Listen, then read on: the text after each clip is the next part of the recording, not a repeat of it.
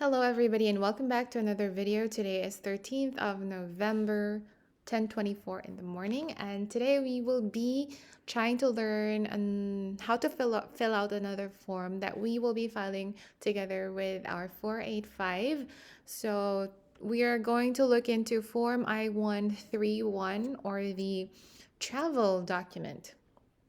Okay, let's start. I have done my kind of initial reading so I could tell you more about the document. But I-131 is the travel document wherein this document will allow you to be able to exit the United States while your application for a green card is pending. There are basically several purposes for this I-131, but we're just gonna go ahead and focus on number 3, advanced parole document for individuals who are currently in the United States. So to all K1 filers out there who are already in the United States and have gotten married already and is applying for AOS, this video is for you. So just to read very quickly, the parole allows an alien to physically enter into the United States for a specific purpose. An individual who has been paroled has not been admitted to the United States and remains as an applicant for admission even while paroled. So the Department of Homeland Security, as a matter of discretion, may issue an advanced parole document to authorize an alien to appear at a port of entry to seek parole in the United States. So this is kind of not the one for us. But here it's listed that we are on C. So from K1, once you marry your US citizen fiance, you are then automatically classified as the K3 or spouse of a US citizen who is in the United States. It means that you are in the United States. And should you depart the United States pending your green card, you will be needing this travel parole. So this authorizes you to re-enter the United States without having to go through all hassles of like immigration. All right, so I am actually reading to you the instructions for the travel document.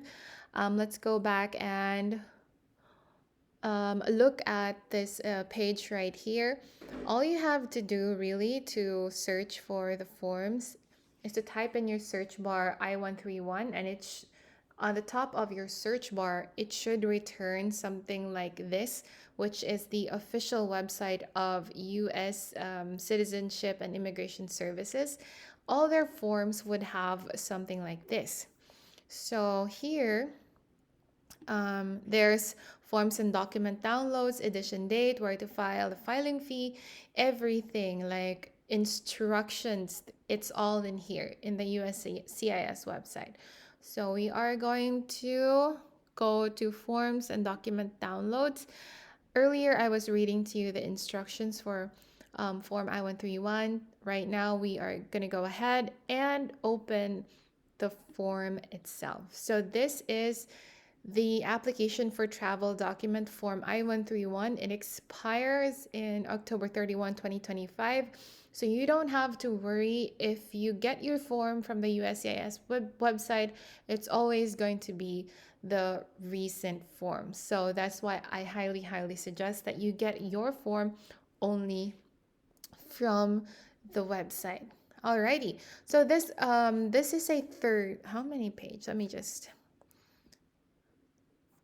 5 pages only. All right, there are just 5 pages. So I'm trying to show you the shortest forms first, because the I-485 is like 20 pages, and that's gonna take a lot of time to record. So we'll save the best for last. All right, so for this bit right here up top, this is for the USCIS to fill out. So you only start here where there's a word start here. Part 1 is the information about you. So you will be using your married name. For example, for me, My name now is this. Phoebe Cassandra Pauline Tormes. And for the physical address, I chose to have it, well, my husband and I share the same address, but then I chose to input his name here in care of my husband's name, and then our street number, as well as our city or town, state, zip code. Postal code is not applicable here in the United States, as well as province, because they don't have that. United States for country. Yeah, for here, this is husband's name. But you can also opt to just put it in your name. Sorry, my typing is bad. This is your street name, 1, 2, 3, 4, 5. For example, Aguinaldo. Let's just pretend there's an Aguinaldo street. City or town, Fort Wayne. State, you would have like okay, I'm in Indiana. Zip code 1, 2, 3, 4, 5. Give it if it's your street code. Number 3 here, and other information to the right, your alien registration number. This A number can be found on the topmost of your NOA2. So there is an alien number stated there. So I did put in my alien number, but just in case you put like that. It is very important that you fill out this bit right here, because everything, every transaction that you will make with USCIS will be associated to your alien number.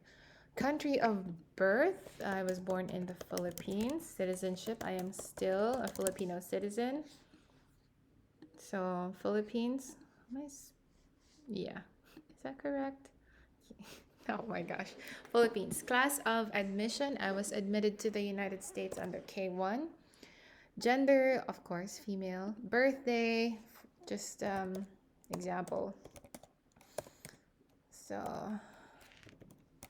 like that. And social security, I don't have my social security yet, so I'll just put there not applicable or NA. For every field that is not applicable to you, I highly suggest that you put not applicable. Proceeding and moving on to part 2, this is the application type. For K1, we will be under 1D, because we are applying for an advance parole document to allow us to return to the United States after a temporary foreign travel. We are in the United States, and we are trying to travel outside the country and go back or come back to the United States pending our AOS application. So here is not applicable, because this is only if we ticked F, which is that is not applicable to us. So that's not applicable, not applicable. Still not applicable. This is part of the 2 NA. So for some reason, I can't fill in this part 2.G, but you can also put NA there, because that is not applicable. Still, if you checked 1F, you will still be filling this out, which we did not. So that's another not applicable, not applicable. Let me just copy this, paste, make it easier. Not applicable, not applicable. Yeah, that's all not applicable for us. Yes, love, you can do the water, it's okay. Yes. Part 3 is processing information. So this, I don't really have a scheduled date on when I wanted to travel outside the United States, but for the sake of it, I just put there July 1, 2024. And expected length of stay is 14 days.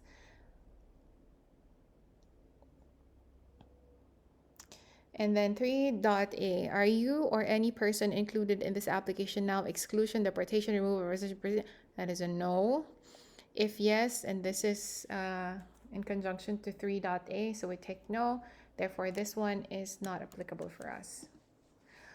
4.A, have you ever been issued a re-entry permit? This is a no because I've never been issued that. This is not applicable, as well as 4.C. All right, so continuation of part 3, processing information. Where do you want the travel document sent? So we've filled out in part 1, 2.A through 2.I of this form. So I want it to be sent there. And so therefore, these portion right here, number 6, is not applicable to us because we've already selected place where we wanted our document to be sent. So this is not applicable, not applicable, not applicable. As well as this. This is not applicable. Not applicable still, not applicable still. So this is basically if you ticked 6 or 7 in part 3. All right, but our selection is 5 because we want it to be sent to our current US address as defined in part 1. Moving on to part 4, this is the information about your proposed travel. So earlier I mentioned July 1st of 2024. You can put the purpose of your trip. For my purpose, for the sake of it, I just put there to celebrate my birthday in my homeland. And then list the countries that you intend to visit. I only intend to visit in the next year or two my country, which is the Philippines. You can obviously put as many countries as you want to put on there and the purposes or reasons for your trip in part 4. Moving on to part 5. Complete only if traveling for a re-entry permit. So this is not applicable to us because we are not yet a permanent resident of the United States. So just leave this part blank. All right. Part 6, this is page 4. Complete only if you are applying for a refugee travel document, which we are not. So just put there not applicable. Part 7, complete only if applying for advance parole. So this is applicable to us because we are applying for an advance parole. On a separate sheet of paper, explain how you qualify for an advance parole document, what circumstances warrant of advance parole, include copies of the document, blah, blah, blah. How many trips do you intend to use this document? I only intend to use it once. If the person intended to receive an advance parole document is outside the United States, blah, blah, blah. We are not outside the United States, so we don't fill out this form. As well as this, not applicable. If the travel document will be delivered, blah, blah, blah. So this is also not applicable, so just leave it blank. Part 8 is employment authorization document for new period of parole under Operation Allies Welcome. This is not applicable, so no.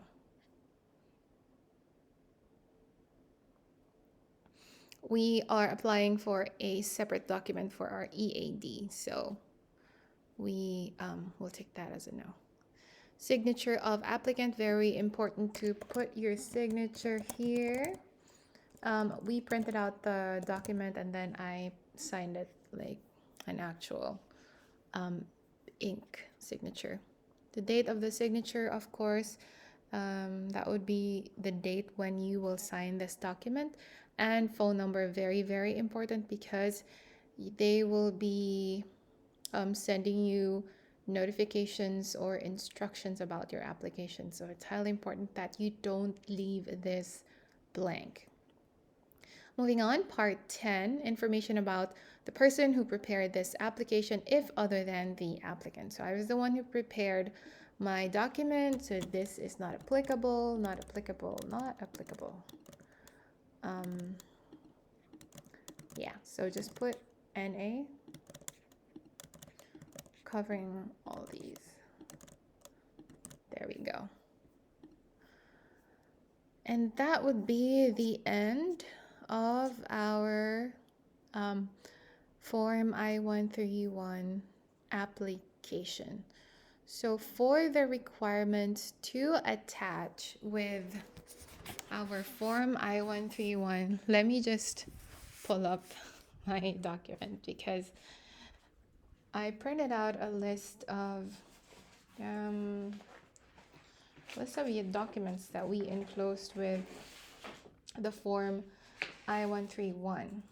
Firstly, we had our cover letter, which just showed what we enclosed with this application form. Then next is our G1145, which is just the e-notification form. You can also find this in the USCIS website. Okay, let me just show you right now, actually. 145. So e-notification of application or petition acceptance. This is the form right here. So this is basically just a form to request an electronic notification when the USCIS accepts your immigration application. The service is available for applications filed at a USCIS lockbox facility, which we did. So down here, you're gonna put your name, your last name, your first name, your middle name, and most importantly, your email address and your phone number. So that's number 2. Number 3 is our accomplished I-131, what we did a while ago. A copy of the passport Biopage, my arrival documents, the visa page and the admission stamps, the I-194. I did a video on how you could secure a copy of your recent I-194. Please check that. Number 6, I also included my eligibility records, the notice of receipt and the notice of approval for our K1 visa application. Number 7, our marriage certificate, and lastly, my vaccination record from St. Luke's. And that's it. So if you guys have any questions, leave it in the comment section. Thank you so much for watching. The next form that we will be doing is the I-765 or employment authorization document. Alrighty, till the next one. Cheers, guys. Bye.